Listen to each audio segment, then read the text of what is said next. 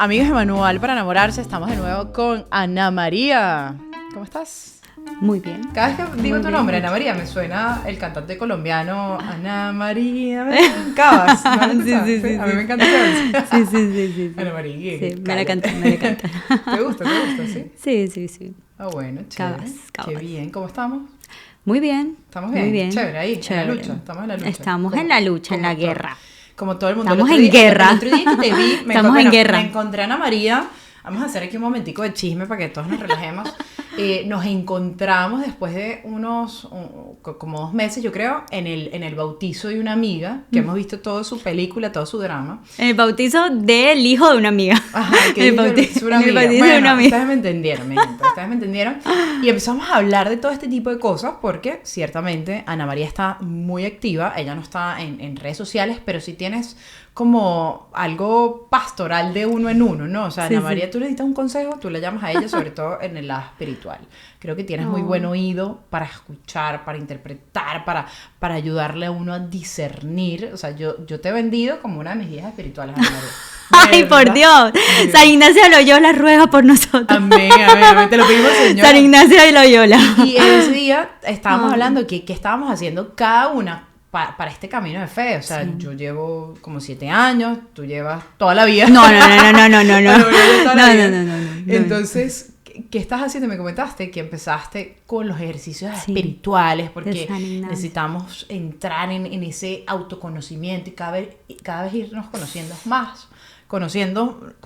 más, para ir identificando como esas miserias, esas debilidades y poder ir, ¿no? Encaminando a la meta. ¿Cómo va eso del ejercicio? Bueno, vamos en la recta final, amiga. Okay. Esto está cada vez más profundo y doloroso también, porque es un camino donde, como lo mencionaste al principio, cuesta a veces mucho encontrarse verdaderamente con uno, porque muchas veces no queremos escucharnos. Muchas veces huimos de ese silencio y de ese encuentro personal. Entonces hay que propiciar el espacio. Y qué más que estas herramientas que nos deja nuestra amada iglesia con este gran santo, que ojalá, si no lo conocen y si nunca habían escuchado el tema de ejercicios espirituales, por favor. ¿Cuál sería el paso número 1? Mira que a mí me marcó muchísimo esa primera charla, que es principio y fundamento. Principio y fundamento nos habla de que nosotros vinimos al mundo para amar, para servir y salvar nuestra alma. Y de ahí parte todo. O sea, cualquier discernimiento que podamos hacer en nuestra vida debe partir de ahí. Y ahí se empieza a desencadenar muchas cosas, ¿no? Como nos dan pautas para empezar a conocernos, para ir a nuestro mundo interior.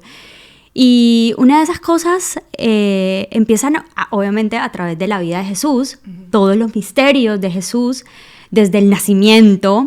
Y si nos ponemos ahí solamente a contemplar el nacimiento de Jesús, y quiero hablar un poquito acerca de esto porque ya sé que pasamos ya, Navidad, todo, una época preciosa, una época donde hay muchas luces, ¿cierto? Donde hay mucha comida, donde hay muchos regalos, donde se comparte muchísimo. Pero si nos ponemos a contemplar, realmente ese nacimiento de Jesús es el despojo total. Es esa parte de entrar en esa vulnerabilidad de un Dios mismo que se hizo pequeño para salvarnos. Entonces, es entrar en ese Señor, ¿cómo me veo yo? En esa pequeñez, en esa sencillez, si soy capaz de acoger eso que tú mismo nos quisiste mostrar, nos quisiste venir acá, a este mundo, para mostrarnos que sí se puede, que tú no estás tan arriba, que tú eres un Dios común, un común que está en medio de nosotros. Claro.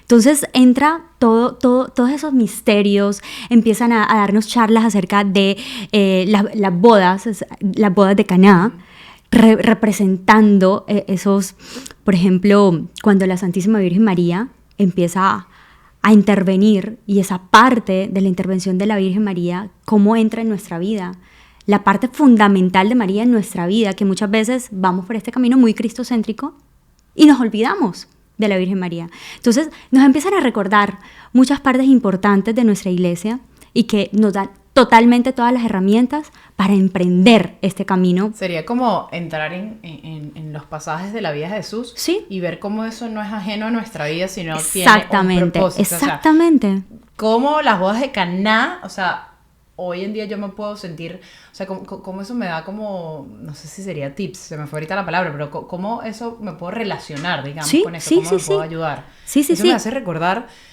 no sé dónde fue que lo leí o lo inventé, ya Ana María, yo me estoy volviendo loca entre tanto que uno lee, graba, o sea, sueña. Mira, o creo que era yo misma que lo estaba dando en una charla hace unos días, que yo le decía, ajá, ya me acordé, esto lo dije en el club de lectura, le decía a unas personas, ¿ustedes saben por qué el Señor envió a su Hijo a la tierra? Para que nos relacionáramos con Él, para que pudiésemos imitar sus virtudes. Entonces yo le decía, este era un grupo de mamás, ustedes que tienen hijos, no le dicen como que, oye, relaciónate con fulanito de tal y no con este, para ver si se te pega algo. O sea, sal con esta gente que es inteligente. Por ejemplo, en mi caso, todas las mamás decían, no salgan con ella. O sea, Porque te nega nega la oveja negra. Chama, o sea, mal, te iba a dejar en el vicio. Entonces, claro, no salgan con ella, sino salgan con la otra persona. Cuando el Señor, Dios Padre, envía a su único Hijo es para que nos relacionemos con Él, para que identifiquemos qué áreas de nuestra vida no son como Jesús. Y cuando uno empieza a hacer ese ejercicio, ninguna, chama, ninguna. O sea, ¿qué áreas de mi vida son como las de Jesús? Ninguna. O sea, veo mi soberbia, o sea, entonces me imagino que en esos ejercicios espirituales... Claro, y entra esa parte que nos mencionan de la vida purgativa.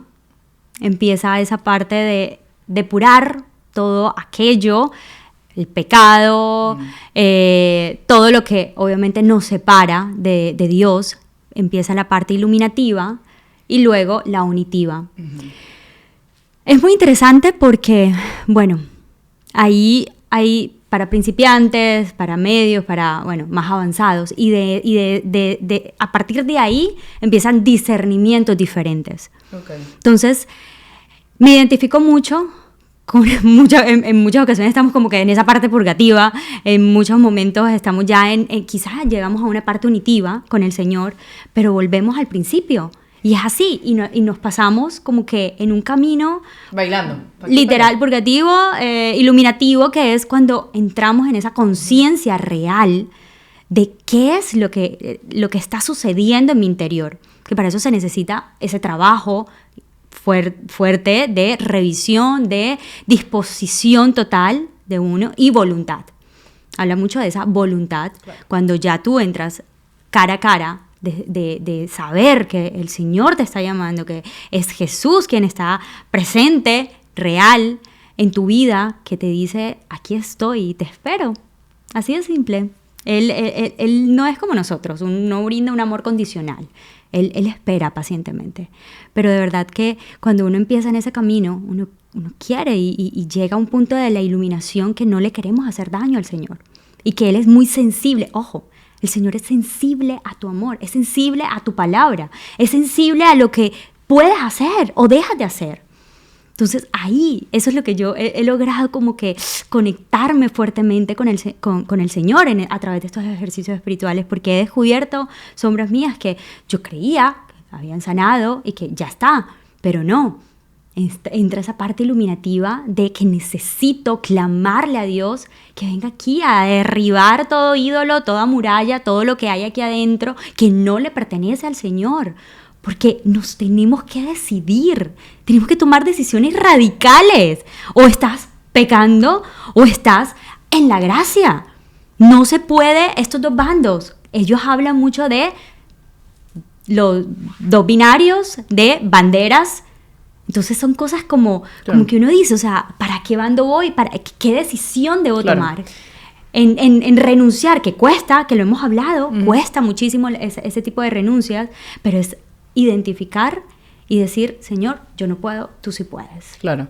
Ahorita que hablas en los dos bandos, en estos libros que yo he estado recomendando muchísimo de un sacerdote francés que se llama Jacques Philly, él decía, hay mucha gente que va para misa y reza todos los días y están todos los grupos de oración y de alguna manera siente que no avanza. Y él decía, claro, es que no es el hacer que vayas a todas las misas, si bien obviamente hay que hacerlo, pero si no estás en la gracia, no te permite que la misa tenga su efecto. Entonces yo lo veo como una persona que está tomando antibiótico y se toma unos tragos. El antibiótico no va a hacer su efecto, tal cual. O sea, tú quieres que el antibiótico hace el efecto bien y mate esa infección. Tienes que, flaca, deja de tomar. Entonces él te decía esto. Si tú vas a decidirte por completo y decir, quiero pedirle al Señor que me ayude en esta vía purgativa, identificando esas inclinaciones, elementos, estas cosas que no te dejan estar en la gracia, pues hay que hacerlo y vas a ver cómo la misa toma otra dimensión. Por eso los santos, cada vez que iban a una misa, o sea, tenían un éxtasis, o se acercaban de unas maneras que uno dice, pero ¿por qué ellos sí y yo no? Pero es que claro, es que esta gente estaba en la gracia. Sí, esta decisión de estar en la gracia, y obviamente no era fácil. Estos panas estaban en una lucha contra la castidad, una lucha contra San Francisco de Sales, el carácter, una lucha contra la ira, y luchaban con todo eso a costa porque querían aprovechar al máximo todos estos sacramentos. Incluso ahora que hablas, que mencionas de eso, me acordé de la Madre Angélica. Estaba leyendo el libro de ella y en algún momento lo mencionó y dijo, si Dios no me hubiera rescatado, hubiera podido fácilmente matar a alguien. O claro. sea, de la ira y de tantas cosas que le pasó a ella y de ese dolor acumulado, fue tan impresionante que solo la gracia que le hizo un toque a su corazón, la gracia de Dios a través, bueno, eso es otra historia muy interesante, y fue a través de una persona. Así que es eso, o sea, como no cerrarnos en nuestro egoísmo, de podemos solos en este camino y yo puedo tomar las riendas de mi vida y dejar a un lado, digamos, esa directriz de Dios, que son las normas. Como estamos en un país, hay normas. Claro. Estamos manejando, ¿cierto? Sí, tenemos ciertas reglas.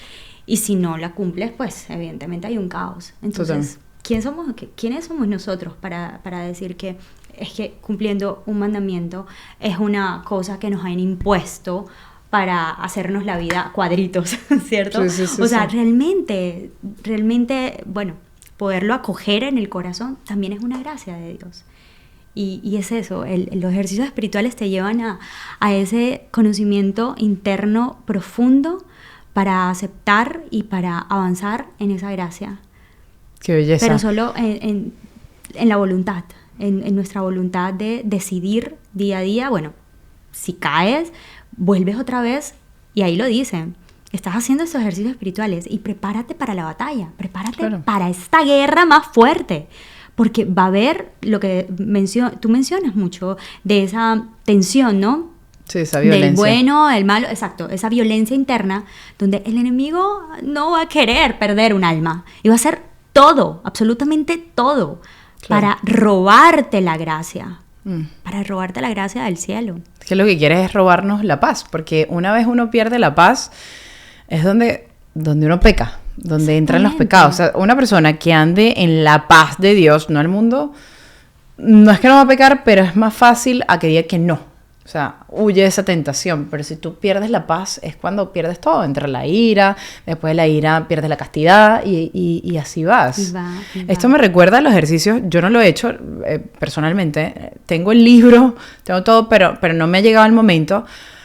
Ahora que lo dices, yo soy muy fanática de San Juan de la Cruz. Sí, y San Juan de la Cruz lo menciona mucho. Habla de la noche oscura del alma, y él también habla de la vía purgativa, o sea, lo mismo, vía iluminativa y vía unitiva. Y San Juan de la Cruz nos dice, mira esta belleza, que nosotros en nuestra humanidad estamos como divididos en dos. Está el hombre inferior, que es todo el que tenga que ver con la razón, donde están las potencias del alma, y está el hombre inferior, que es la carne, lo que te trae a tierra. Entonces, ¿qué pasa? El hombre inferior, como lo dice la palabra, está más pegado a la tierra, el hombre superior está más pegado a lo divino. Entonces, lo divino siempre te empuja a este hombre que está aquí, que es el espíritu, a que vaya para arriba, y el otro te jala para abajo. Volvemos a lo mismo, o sea, siempre hay una guerra, una dicotomía en nuestra alma, quiero ir para arriba y la otra para abajo. Entonces ahí es donde te dice, tienes que entrar en la vía purgativa. Él le llama la noche del sentido, que es como que, bueno, que son esas cosas, como todo entra por los sentidos, todo lo que nos hace pecar, todo lo que nos llama la atención entran por nuestro sentido, y por eso nos genera apego. Y él te dice, bueno, rompe eso, o sea, identifica las cosas que entraron por tu sentido y ahora empieza a renunciar, y eso se llama noche del sentido. ¿Por qué se llama noche? Porque entras en una oscuridad de los sentidos. O sea, wow. Es como si te metieras en un cuarto. Yo siempre se lo explico a la gente cuando estás empezando, porque hablamos mucho de esto en el club de lectura. Imagínate que a ti te metas en un cuarto oscuro. No ves nada, ¿verdad? Te quedas... Eso es lo que quiere el Señor. Total. Que nos quedemos en oscuro en los sentidos para poder dejar al espíritu iluminar. Me encanta porque, bueno, retomando acá, el tema de los ejercicios es para llegar a tomar decisiones, hacer un plan de vida, un proyecto de vida en el tema espiritual, ¿verdad? Y va muy unido al propósito de vida. Entonces, cuando tú mencionas esto de los sentidos, una de las reglas, son muchas reglas, pero una de las reglas es precisamente renunciar al yo.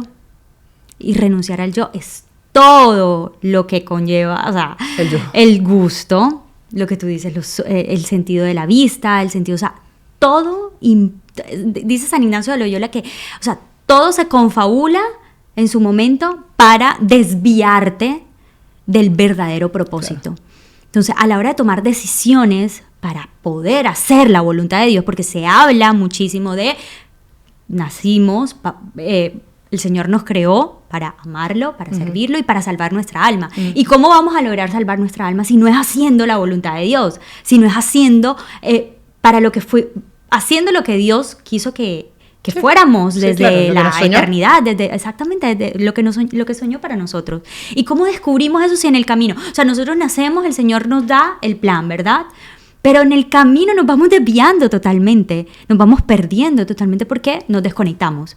¿Y cómo hacemos para recuperar otra vez ese camino, para conectarnos con el Señor? Pues ahí todo lo que dijimos anteriormente, purgando, depurando, y eso duele. Total. Entonces, a la hora de tomar verdaderas decisiones, necesitamos renunciar incluso a nuestro propio querer, eso buenísimo, que nosotros pensamos, creemos que es lo mejor para nosotros. En el punto de esas renuncias es que ya tú ahí estás listo para dejar que Dios actúe en tu vida. O sea, qué fuerte esto, Airán. Demasiado, sí. Es muy fuerte porque nos aferramos totalmente a nuestro... Yo aquí veo todo que está marchando perfectamente en mi vida, digamos. Y es que aquí, este es mi trabajo, esto es a lo que yo me voy a dedicar. Entonces nos ponemos esquemas, nos esquematizamos y nos cuadriculamos. Claro. Nos encajonamos. Y lo digo por mí, muchísimo. Entonces, en esta línea, tenemos que ir despojándonos de esa voluntad, de eso que nosotros creemos que está bien. Porque a la hora de la verdad, o sea, es renunciar a tu yo para que venga a reinar la voluntad de Dios. Qué difícil. Y qué difícil. Totalmente. Sí, renunciar al yo, porque toda la vida, vuelvo y repito, has crecido de una manera y es como decirte ahora, mira, ¿sabes qué? No comas más azúcar. O sea, entra en esta nueva dieta, en este estilo de vida y cuesta mucho. Sí. Pero yo creo que un tip para la gente que nos está escuchando, a mí siempre me gusta decirle a las personas y decirme, bueno, primero me digo a mí, después a la gente, tener fijo la meta. O sea, todo esto, muy bonito, pero si en verdad no crees en la vida eterna, ¿para qué sirve? ¿No? O sea, yo creo que ese es el impulso. O sea, ¿cómo yo voy a renunciar a algo tan grande? Bueno, porque hay una vida eterna con Dios. O sea, tú de verdad quieres ir al cielo y estar con Dios para toda la eternidad. Esto es lo que tenemos que hacer. Y otra cosa que quería mencionar, porque seguro mucha gente, porque me ha pasado antes, Ana María, me dice, entonces bueno, ¿para qué el Señor nos dio los sentidos? Me han dicho, o sea, ¿para qué? O sea, ahora renuncia al Dios de los sentidos, el gusto, el tacto. No es que el Señor nos está diciendo, no, porque el Señor nos los dio pero para que estén al servicio de Él. Y nosotros hemos puesto nuestros sentidos al servicio del mundo y de la carne. El Señor nos dio unos sentidos para que, y esto lo leí en Edith Stein, La ciencia de la cruz, nos dio la vista para que lo podamos ver, nos dio el tacto para que lo podamos tocar, nos dio el olfato para que lo podamos oler. Y todos nuestros sentidos estén en su voluntad para poder disfrutar de Él, quien nos creó. Porque imagínate, precioso. Si no nos da sentido, ¿cómo podemos? Es que es precioso, es que mira que ahí parte todo, el inicio de los ejercicios espirituales, es el principio y fundamento que radica en fuimos creados para amar a Dios, para servirlo y para salvar nuestra alma. Y de ahí se desencadena toda nuestra vida. Absolutamente todo, o sea, en cada decisión que vayamos a tomar y en cada situación que estemos envueltos, vayamos a ese, que tengamos ese norte. Lo que tú dices, la meta es el cielo, tener el norte, ¿cuál es nuestro propósito?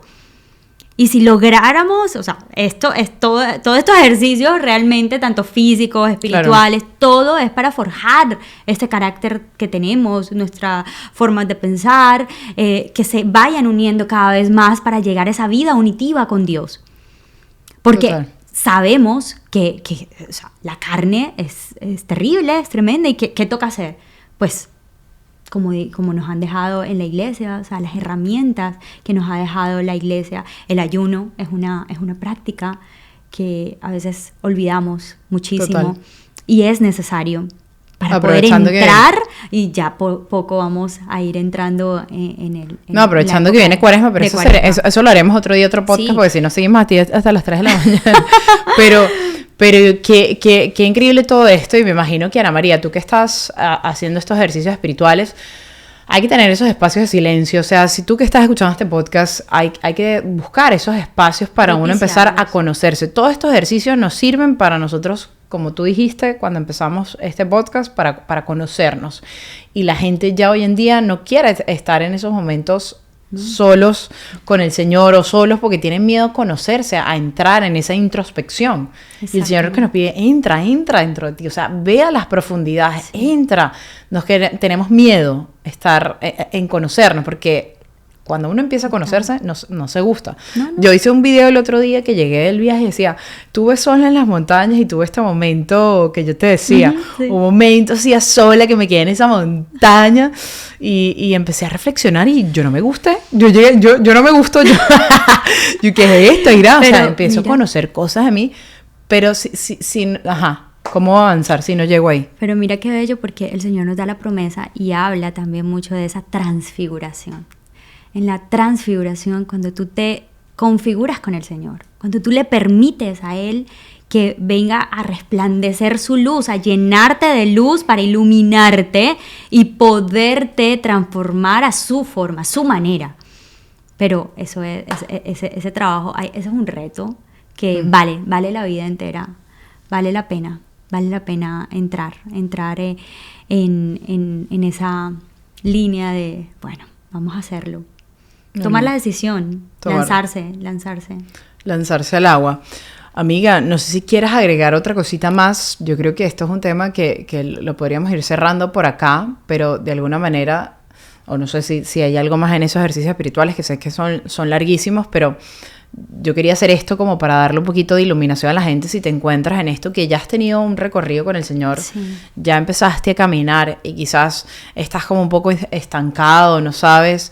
Aquí están estos ejercicios espirituales, buscar esos momentos solos con el Señor, empezar cada día a estar más en momentos solos con el Señor, en esos momentos frente al Santísimo donde sí, entres en introspección y empezar a ver, ¿no?, qué áreas de mi vida no me están alejando de Dios. Yo siempre digo, o sea, ¿esto que estoy haciendo hoy me está abonando para la casa en el cielo o a dónde? Así es. O sea, esto que hago yo... Sí, definitivamente yo tomé la decisión de hacerlo porque me encontré con esa parte de mí que no me gusta y sola uno no puede. Entonces, es llevar un acompañamiento, ojalá si lo podrías hacer con ayuda de alguien extra. De hecho, lo menciona mucho en los ejercicios espirituales, que es muy conveniente tener una persona que te ayude espiritualmente. Que te ayude a dirigir. Porque uno solo realmente no puede. Claro. Uno no puede, uno va a creer que está muy bien, evidentemente todo mal, pero en esto cuando empiezas a escuchar, cuando te empiezas a tomar ese tiempo con Dios y contigo, porque al final es también un regalo que le estás haciendo a Dios. Como lo dije al inicio, Dios es sensible a todo lo que hacemos, pero también lo estás haciendo no solamente a ti, sino a las personas que te rodean. Y venimos aquí para eso, para ayudarle a Dios a salvar almas, para salvar primero nuestra alma, porque claro, primero tenemos que ocuparnos también, y no es un egoísmo, es algo muy... Poseernos para luego donarnos. Exactamente. Dice Juan Pablo. Y, San Juan Pablo. Y definitivamente, amiga, esto es para la gloria de Dios, porque uno de sus fuerzas definitivamente no puede, no va a poder. Amén. Te voy a entrevistar en un par de semanas a ver cómo van esos ejercicios espirituales. Ya casi finalizando. Llamaremos al novio para ver si en verdad hizo efecto esos ejercicios espirituales o qué. Sí. Pero me alegra. Te veo bien, amiga. Y bueno, esperemos que sigas ahí cada vez profundizando, porque esto es hasta el último respiro en nuestras vidas. Siempre va a haber algo a lo que tengamos que renunciar. La gente siempre dice, pero ¿hasta cuándo va a ser esta lucha? ¿Hasta cuándo? No, hasta el último día de nuestras vidas. Entonces, más bien ver esas luchas como una oportunidad de ganarnos el cielo, es lo que siempre digo, ver esas luchas como una oportunidad de engendrar una virtud, y ahí empieza a cambiar un poco todo, ¿no? Cuando uno ve cada situación, cada dificultad, cada adversidad, cada lucha como una oportunidad de ganarte el cielo, y otra como una oportunidad de engendrar una virtud, porque no hay santos sin virtudes. Dar frutos en abundancia. De eso es lo que estamos también llamados, con Amén. Todo lo que hacemos para la gloria de Dios. Amén. Así bueno, es, amiga, muchísimas gracias por tu tiempo. Encantada, feliz. Gracias por abrir como siempre tu corazón, expresando acá eso que el Señor te ha regalado. Y bueno, esperemos vernos pronto cuando se acaben todos los ejercicios espirituales, nos los comparten. Un beso y muchísimas gracias a todas las personas que siguieron este podcast. Recuerda seguirnos en nuestras redes sociales y hasta la próxima. Un beso.